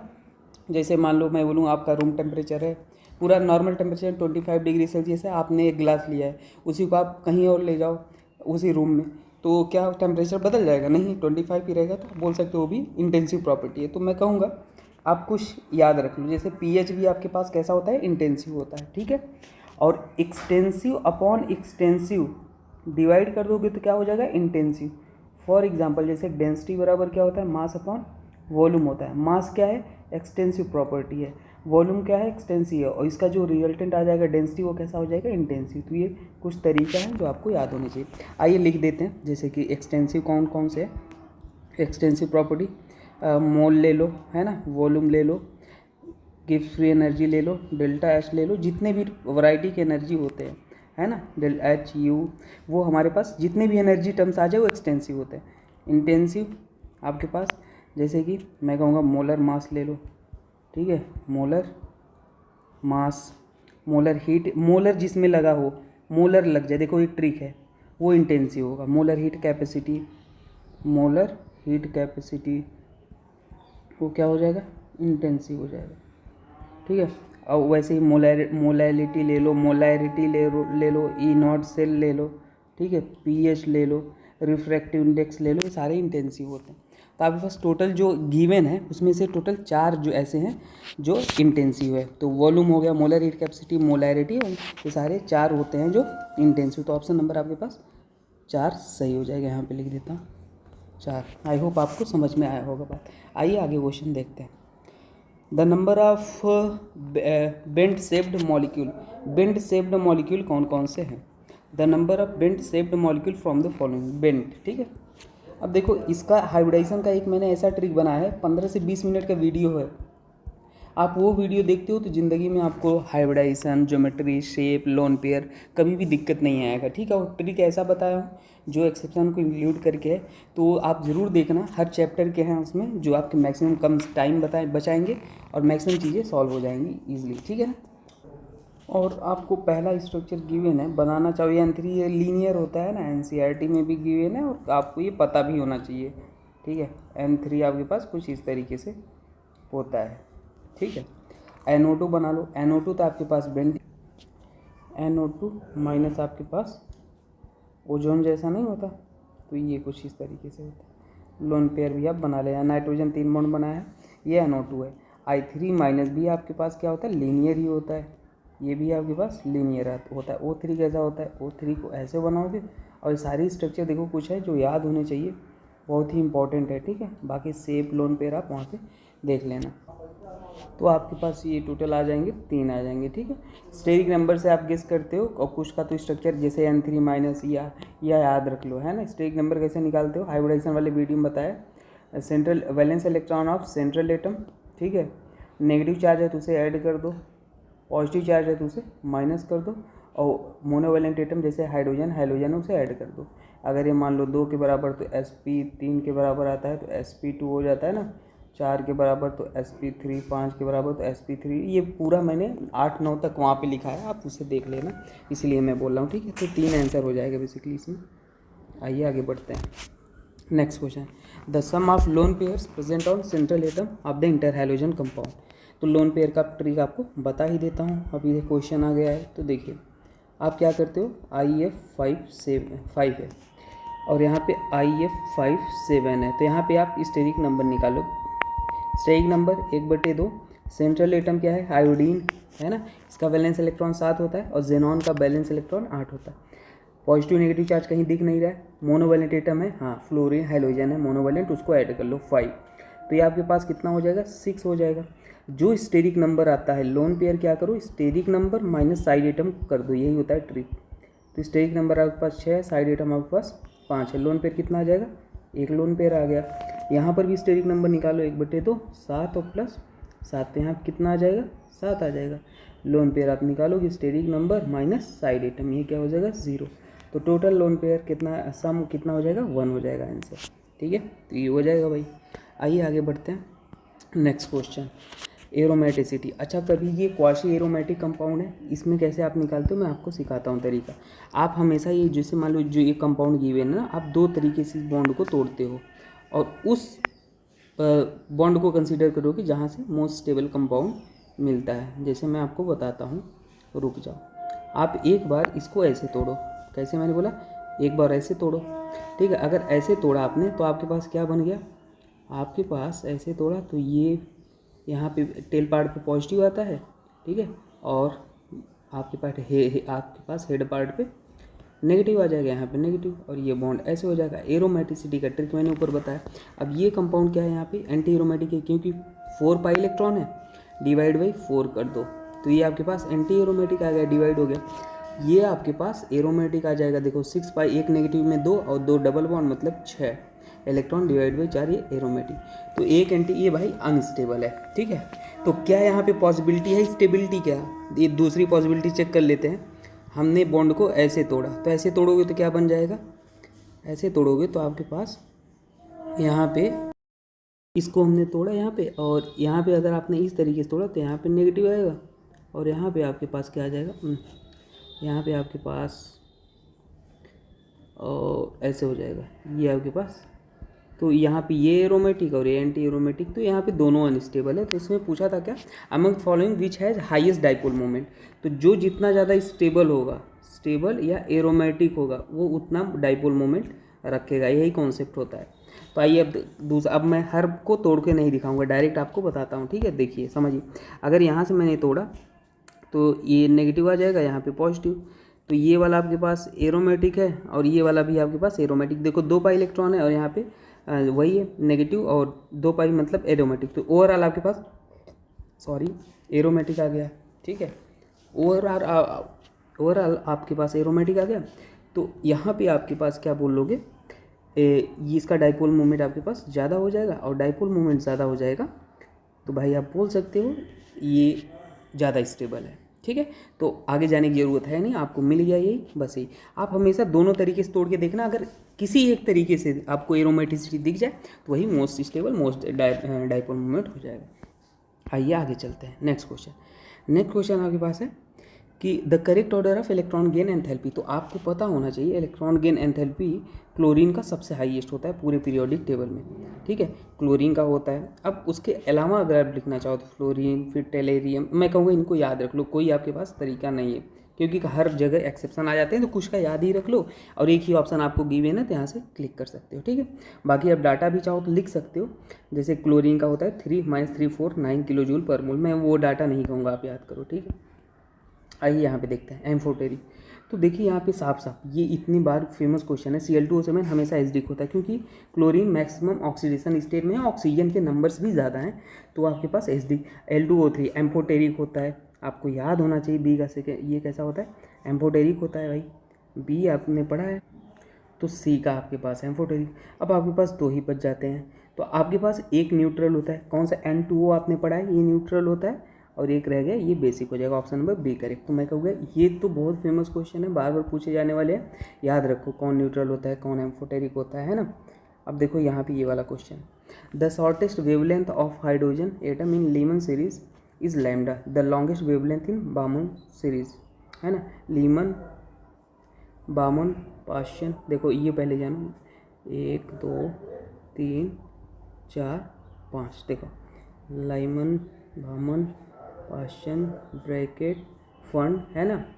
याद रख लो ये n बराबर 1 2 3 4 5 6, ठीक है। अब ये क्या बोला था कि the shortest wavelength for wavelength of hydrogen atom in Lyman series is lambda. आपको शॉर्टेस्ट वेवलेंथ आपको गिवन है हाइड्रोजन के लिए कितना, लैम्डा।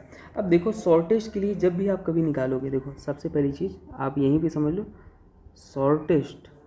शॉर्टेस्ट लैम्डा वेवलेंथ आप हाइड्रोजन के लिए निकालोगे, है ना, लीमन सीरीज के लिए। लीमन आपके पास 1 होता है ना, तो ये हमेशा कहाँ से आता है, ये आपको पता होना चाहिए, इनफाइनाइट से हमेशा 1 पे आता है, ठीक है। और अगर मान लो आपके पास लॉन्गेस्ट वेवलेंथ, अब यही सारा चीज़ बता देता हूँ, लॉन्गेस्ट लैम्डा निकालना हो तो आपके पास ये कहाँ से होगा, कहाँ ट्रांजिशन कहाँ से बीच में होगा लीमन के लिए, एक यही ट्रांजिशन आपके पास यहाँ पे होगा। तो आपके पास यहाँ लिख सकते हो 2 से, अगर 2 से 1 पे हुआ है तो 2 1, और ये 1 से 2 आप ऐसे लिख सकते हो, तो 2 से 1 आएगा, ठीक है। ये लॉन्गेस्ट हो गया। अब देखो क्या पूछा था, लॉन्गेस्ट वेवलेंथ इन बामर सीरीज, तो बामर सीरीज के लिए आपके पास लॉन्गेस्ट वेवलेंथ कौन सा हो जाएगा, बामर की सीरीज के लिए।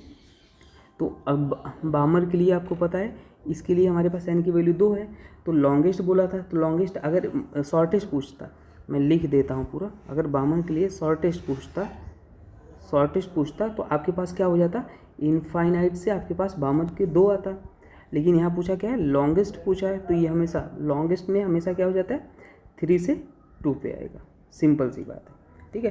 तो आइए फार्मूला, रेडबर्ग वाला फार्मूला आपको पता है, 1/λ बराबर क्या होता है, r इंटू जेड स्क्वायर 1/, है ना, n1 का स्क्वायर माइनस 1/n2 का स्क्वायर। तो ये हम हाइड्रोजन के लिए अप्लाई कर देते हैं। तो हाइड्रोजन के लिए आपके पास क्या था, लैम्डा था, r h हाइड्रोजन के लिए, और 1 का स्क्वायर एटॉमिक नंबर, और 1 इसको माइनस 1/इनफाइनाइट का स्क्वायर, ठीक है। और यहाँ n1 n2 में कन्फर्म हो तो ये फाइनल वाला है और ये इनिशियल वाला है, ठीक है। तो मैं ये ऐसे कहूँगा, ये n final minus n initial होता है, ठीक है। तो इनफाइनाइट से आया है वो 1 पे, तो इसलिए n फाइनल 1 है, तो इसमें डाउट मत करना। तो ये आपके पास इक्वेशन क्या आ गया, 1 आ गया, ठीक है, इक्वेशन 1 आ गया। अब आपके पास हीलियम के लिए निकालो, 1 लैम्डा हीलियम के लिए निकालोगे तो r हीलियम लिख लो, और यहाँ पे क्या हो जाएगा, हीलियम क्या ही लिखोगे आप, यहाँ पर भी आप हाइड्रोजन, क्योंकि रेडबर्ग के लिए हाइड्रोजन ही लिखो, और यहाँ पे एटॉमिक नंबर आप हीलियम का लिख लो, तो 1 हाइड्रोजन हीलियम 2, और यहाँ पे 1 4 का स्क्वायर, ठीक है ना, 4 क्या स्क्वायर नहीं, 2 का स्क्वायर हो जाएगा, मतलब 2 का स्क्वायर माइनस 3 का स्क्वायर, ठीक है। ये इक्वेशन 2 आ गया। आप वैल्यू पुट कर दो, आप फ्रॉम इक्वेशन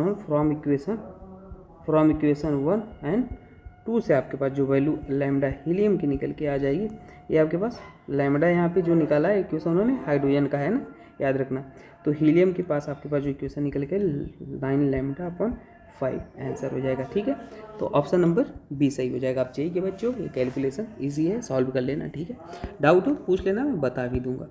देखो नेक्स्ट क्वेश्चन है, assume that the radius of the first Bohr orbit of hydrogen atom is इतना, the radius of the third Bohr orbit of helium. आइए इसको सॉल्व कर लेते हैं, सिंपल है। आपको एक रिलेशन पता होना चाहिए, जो रेडियस होता है वो डायरेक्टली प्रोपोर्शनल होता है n² होता है, ठीक है। आपको बोला है the radius of the first Bohr orbit of hydrogen atom is इतना गिवन है। हाइड्रोजन एटम के लिए आपके पास रेडियस गिवन है, और हीलियम एटम के लिए आपको निकालना है। तो देखिए हाइड्रोजन के लिए आपको निकालना है, तो मैं कहूँगा यहाँ पे R1/R2 लिख सकते हो, और यहाँ पे n1 क्योंकि डायरेक्टली है तो n1/n2 का स्क्वायर, और Z2/Z1। अच्छा R1 क्या है, मैं कहूँगा हाइड्रोजन है पहले, तो R1 हाइड्रोजन के लिए ले लो, R2 आपके पास किसके लिए ले लो, हीलियम है ना, नेक्स्ट वाला हीलियम है, He+ ले लो, है ना। R1 R2 आपके पास ये है, 1 आपके पास हाइड्रोजन है 1, और दूसरा आपके पास हीलियम है, सिंपल ये बोल रहा। तो आपके पास फर्स्ट हाइड्रोजन के लिए गिवन था 0.6, R2 के लिए आपसे पूछा था, है ना, थर्ड बोर ऑर्बिट के लिए। तो N1 radio first Bohr orbit मतलब N1 आपके पास कितना हो जाएगा 1 का स्क्वायर, और आपसे पूछा किसके लिए था थर्ड बोर ऑर्बिट के लिए, तो ये 3 का स्क्वायर। Z2 हाँ Z2 हीलियम हाइड्रोजन हीलियम का 2 हो जाएगा, हाइड्रोजन का 1 हो जाएगा, यही तो होता है ना। तो यहाँ पे आपके पास क्या हो जाएगा वैल्यू 0.6 इंटू 9/2 बराबर R2। तो R2 बराबर आपके पास क्या निकल के आ जाएगा, ये पिको, ये आपके पास एंगस्ट्रॉम में निकाल है ना। आंसर आपका किस में आना चाहिए, पिकोमीटर में आना चाहिए। देखो यहाँ पे पिकोमीटर लिखा है, तो ये पहले कट कर लो, 9 6 4 और 5 हो जाएगा, डिवाइड बाई 2 हो जाएगा, ठीक है। अब आपके पास यहाँ पे सॉल्व करो तो ये R2 बराबर आपके पास 2.7 एंगस्ट्रॉम हो जाएगा। तो आपको पता है पिकोमीटर में चेंज करना है, पिकोमीटर क्या, 1 एंगस्ट्रॉम बराबर 100 पिकोमीटर होता है, ठीक है। तो बस 1 एंगस्ट्रॉम बराबर इतना, तो आप R2 बराबर क्या 100 से मल्टीप्लाई कर लो भाई, और मल्टीप्लाई कर लोगे तो आ जाएगा 270 पिकोमीटर। तो ये आंसर हो जाएगा 270 पिकोमीटर। आइए नेक्स्ट क्वेश्चन को सॉल्व करते हैं। नेक्स्ट क्वेश्चन आपके पास है arrange the following orbital in decreasing order of energy. तो डिक्रीजिंग ऑर्डर ऑफ एनर्जी आपसे पूछा था। देखो एनर्जी का 2 फार्मूला बताऊंगा, उसी से सॉल्व होगा। E बराबर होता है N+L होता है। अगर मान लो N+L कभी सेम आ जाए तो दूसरा रूल होता है E is directly proportional to L। यानी क्या, प्रिंसिपल क्वांटम नंबर, L क्या है, ज़ुमुथल क्वांटम नंबर। तो यहाँ पे देख लो, यहाँ पे आपके पास इस केस में आपके पास N+L कितना निकालो, N+L 3 हो जाएगा, और यहाँ पे आपके पास N+L निकालोगे N+L 4 हो जाएगा, और यहाँ पे आपके पास N+L कितना हो जाएगा 4, और यहाँ पे N+L कितना हो जाएगा 5।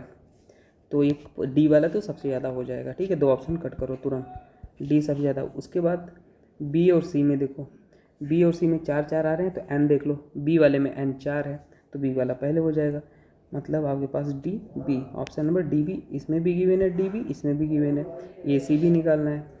A और C में देखो तो आपको साफ पता चल जाएगा C ज़्यादा हो जाएगा, तो ऑप्शन नंबर कौन सा सही हो जाएगा, B करेक्ट हो जाएगा।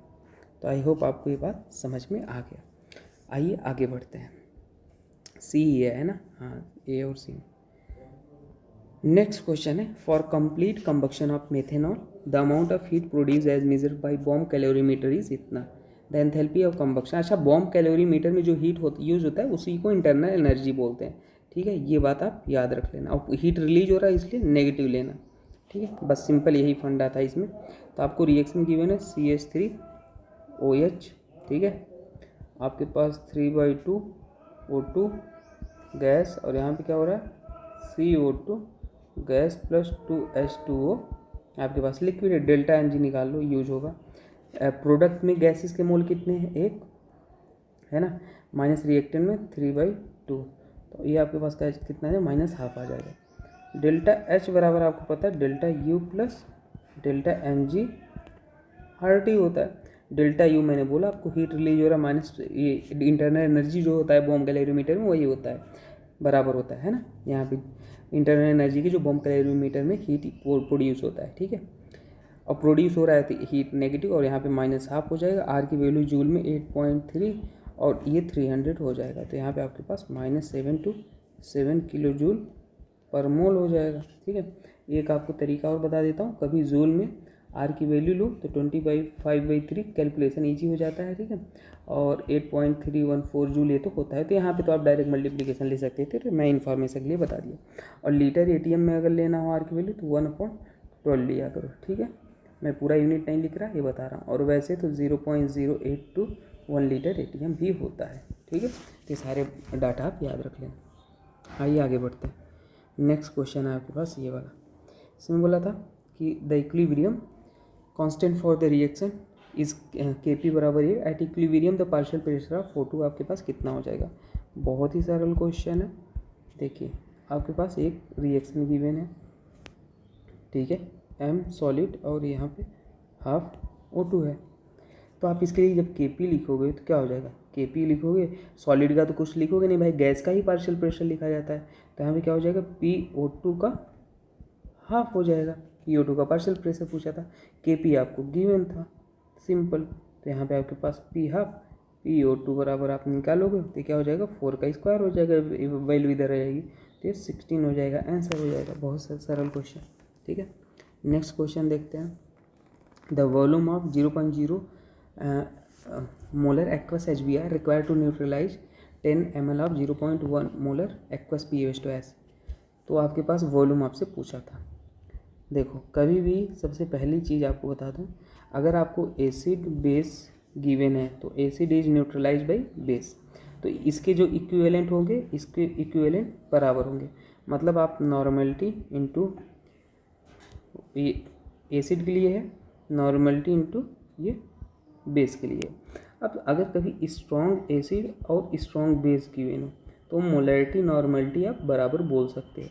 तो यहाँ पे आपके पास जो मोलैरिटी गिवन था 0.02, ठीक है, यहाँ पे V1 मान लो, यहाँ पे 0.0, यहाँ पे 10 गिवन था, ठीक है। सिंपल सी बात है, आपके पास V1 निकल के आ जाएगा, क्या हो जाएगा। अब कोई कहेगा कि आप सर यहाँ पे 0.02 क्यों लिए, देखो मैं बताता हूँ 0.01 मोलर BaOH ट्वाइस आपको गिवन था, मैं समझ गया आपका डाउट, ठीक है। अगर इसे आप ब्रेक करोगे तो ये क्या हो जाएगा Ba2+ और यहाँ पे क्या हो जाएगा 2OH-, तो जो यहाँ पे कॉन्सेंट्रेशन आएगा 2 × 0.01 आ जाएगा ना, तो ये हो जाएगा 2OH है ना। और HBr के केस में वहाँ पे एक कटायन और एक ही एनायन आया था, तो आपके पास H+ का एसिड का कंसनट्रेशन केवल 0.02 हो जाएगा, ठीक है। तो इसलिए मैंने यहाँ पे ये लिया, तो आपके पास ये वैल्यू कट जाएगा, आंसर आ जाएगा 10 ml आ जाएगा, ठीक है। ये भी आपके पास जेई का ही क्वेश्चन था। आइए आगे बढ़ते हैं। नेक्स्ट क्वेश्चन है C60 एलोट्रॉप जो होता है ऑफ कार्बन कितने हेक्सागोन और कितने पेंटागोन कंटेन करता है। तो 20 ये इन्फॉर्मेशन बेस्ड क्वेश्चन है, आपके पास 20 हेक्सागोन होता है इसमें और आपके पास 12 पेंटागोन होता है, ठीक है। नेक्स्ट क्वेश्चन देखते हैं। 3 methyl 2 hex 2 in on reaction with HBr क्या प्रोड्यूस करे in presence of peroxide the number of possible stereo isomer. आइए इसको सॉल्व कर लेते हैं। देखिए आपके पास जब भी ये गिवन हो, ठीक है, क्या मैंने बोला HBr का reaction in presence of peroxide, कोई भी परऑक्साइड हो, तो हमेशा एंटी मार्कोनी का रूल फॉलो करता है। एंटी मार्कोनी का रूल क्या होता है, आप बॉन्ड को दो तरीके से तोड़ो, एल्कीन जो भी एक बार ऐसे, अगर ऐसे तोड़ोगे तो कार्बोकेटायन किधर आएगा, कार्बोकेटायन यहाँ आएगा और जो कार्बन आयन आता है वहाँ हाइड्रोजन आके जुड़ गया। अगर आपने बॉन्ड को इस तरीके से तोड़ा तो आपके पास कार्बोकेटायन किधर आएगा, आपके पास जो कार्बोकेटायन आएगा वो इधर आएगा, ठीक है। तो स्टेबल कार्बोकेटायन कौन है, ये वाला या ये वाला, ये 3 डिग्री है, ये कितने डिग्री है 2 डिग्री। तो जो अनस्टेबल कार्बोकेटायन होता है वहीं एंटी मार्कोनी का रूल फॉलो करता है। तो ये अनस्टेबल जहाँ होता है वहीं पे Br जुड़ता है, उसी को कहते हैं एंटी मार्कोनी का रूल, बोला है क्वेश्चन में। तो आपके पास यहाँ पे जो Br आके जुड़ जाएगा यही हो जाएगा मेजर प्रोडक्ट, ठीक है ना। HBr के प्रेजेंस में, H2O2 के प्रेजेंस में अगर ये नहीं होता तो ये वाला प्रोडक्ट बनता है ना। तो ये H2O2 के प्रेजेंस में हमेशा यही प्रोडक्ट बनाना। तो अब यहाँ पे देखो number of stereo isomer, number of stereo isomer, अगर मान लो मॉलिक्यूल अनसिमेट्रिकल है तो स्टीरियो आइसोमर क्या होता है 2n।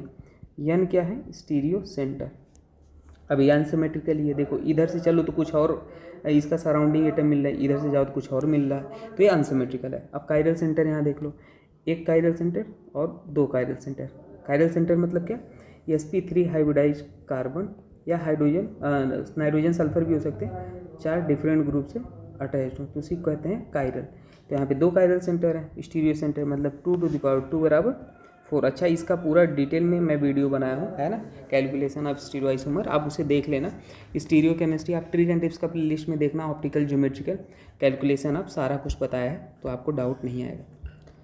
देखो यहाँ पे क्या हो जाएगा, यहाँ पे मैं कोशिश कर रहा हूँ हर एक चीज़ कवर करने की। The final product form when methyl amine is treated with NaNO2 and HCl, ठीक है। तो क्या हो जाएगा, तो आपको मैं बता दूं, जब भी आप एक अमाइन का रिएक्शन कराते हो, CH3NH2 अमाइन हमने एक ले लिया, अगर आप ट्रीट करते हो HNO2 से, तो ये सबसे पहले क्या बनाता है, डाइजोनियम बनाता है तुरंत, ठीक है ना। CH3N2 और Cl-, और ये N2 बहुत अच्छा लिविंग ग्रुप है, ये छोड़ के तुरंत बाहर जाएगा और वाटर भी होता है, ये गिवन हो या ना गिवन हो अंडरस्टूड है। तो यहाँ पे CH3 और OH आके जुड़ जाता है CH3OH, और यहाँ पे साथ में N2 बाहर निकल गया, H2 बाहर, तो अल्कोहल बनता है मेन प्रोडक्ट। तो आपके पास कौन सा ऑप्शन हो जाएगा, मेथाइल अल्कोहल हो जाएगा, ठीक है। और मेथाइल अमाइन ये है था ही, मेथाइल अमाइन। तो ये बहुत ही फेमस क्वेश्चन, ये भी आप याद रख लें। विटामिन ए, देखो क्या है विटामिन ए में किस में पाया जाता है, किस में नहीं, ये बायोमोलिक्यूल का क्वेश्चन है, रटने वाला है, तो इन्फॉर्मेशन बेस्ड क्वेश्चन आप याद रख लो। तो विटामिन ए जो होता है, ठीक है, पहले वाला अगर आप देखोगे तो यहाँ पे मैं बोलूँगा देखो ये NCERT बेस्ड है, ए ज़ेरोथैलमिया में पाया जाता है। और थायमीन, अगर थायमीन का आप देखोगे तो ये हमारे पास बेरी में होता है ना। और एस्कॉर्बिक आपके पास किस में देखने को मिलेगा, इसमें स्कर्वी में होता है, और एक आपके पास इसमें। तो ऑप्शन नंबर डी सही हो जाएगा, इसमें कुछ नहीं कर सकते, याद रख लो।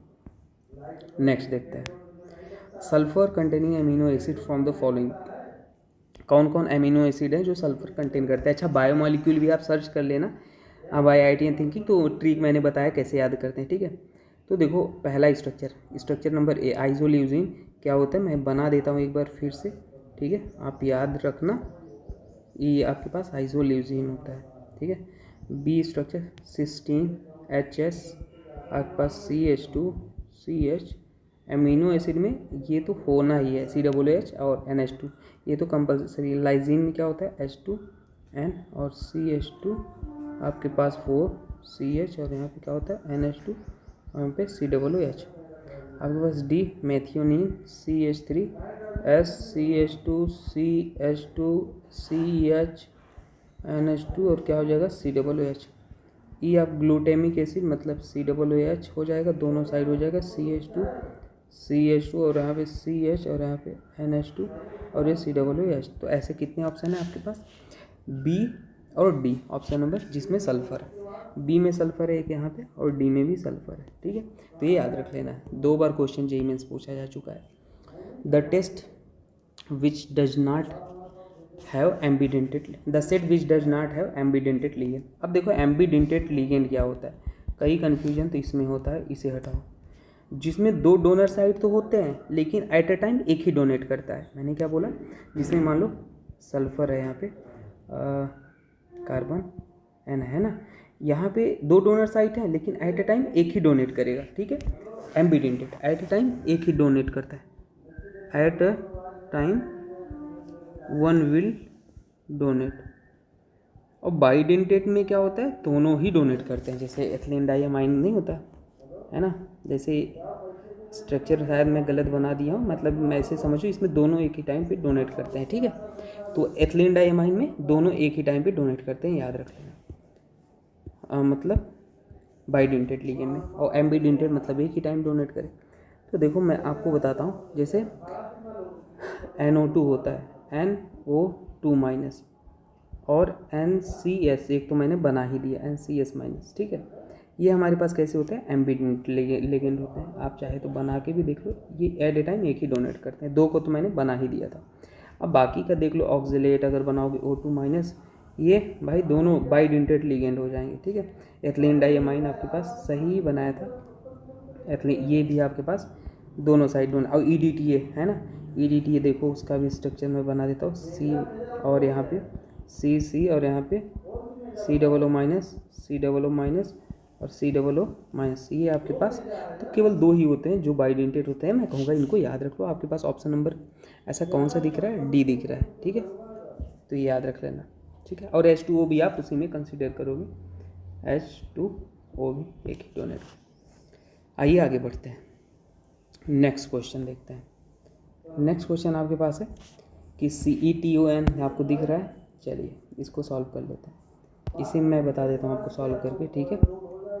देखिए इसको कैसे सॉल्व करोगे, ETON है, गिवन है, एक बेस है। बेस का काम है हमेशा याद रखना, और कभी हैलोजन होता है, हैलोजन 0, इसके बगल अल्फा, इसके बगल बीटा, इसके बगल भी बीटा। तो बेस का काम है बीटा H को खाना। कौन से बीटा H को खाएगा, अब दिक्कत ये बीटा H नहीं है, बीटा H तो ये वाला है ना, ये वाला है बीटा। तो अगर मान लो उस बीटा H को खाएगा जहाँ से स्टेबल प्रोडक्ट मिलेगा, ठीक है।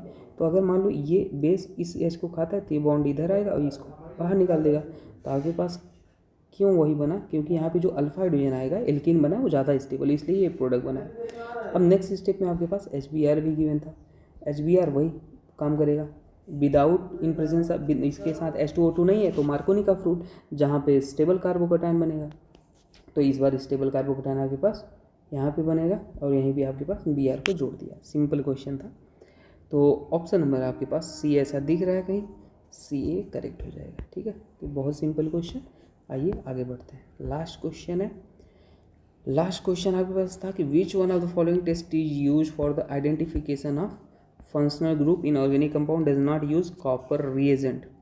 कॉपर रिएजेंट नहीं यूज करता है। तो आपके पास सेली वन ऑफ टेस्ट जो होता है कॉपर रिएजेंट यूज नहीं करता है। ठीक है, अगर मैं पहले वाले टेस्ट की बात करूं तो मैं आपको एल्डिहाइड होता है, ठीक है, 2CO2+ होता है, इसमें कॉपर यूज होता है, 2H2O। आपके पास क्या होता है, मैं डिटेल में इसको नहीं बता, रिएक्शन बता दे रहा हूँ। स्कॉप और यहाँ पे 4H+, ये आपके पास PPT होता है, फॉर्म होता है।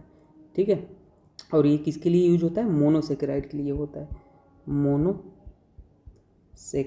के लिए टेस्ट यूज होता है, ये भी आपको लिख दी। ठीक है, तो हमारे पास बेंडिक्स टेस्ट होता है, शुगर के लिए यूज होता है, इसमें भी आपके पास शुगर के लिए यूज होता है।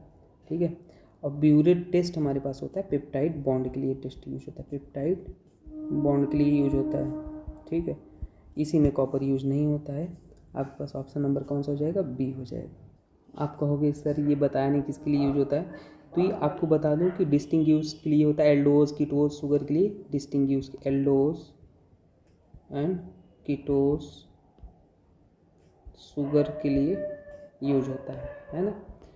तो ऑप्शन नंबर B हो जाएगा। आई होप आपको ये काफ़ी हेल्पफुल रहा होगा। बाकी आप ज्वाइन कर सकते हो, बाकी फिजिकल ऑर्गेनिक इनऑर्गेनिक के भी क्वेश्चन आपके आ जाएंगे बाय बॉबी सर। ठीक है, आपको कुछ डाउट है तो कमेंट करके पूछना। बाकी हम आप ट्रिक एंड ट्रिक्स वाला प्लेलिस्ट जरूर देखना, 25 मोस्ट एक्सपेक्टेड क्वेश्चन भी है चैप्टर वाइज, वो भी देख लेना। ओके दोस्तों, थैंक यू।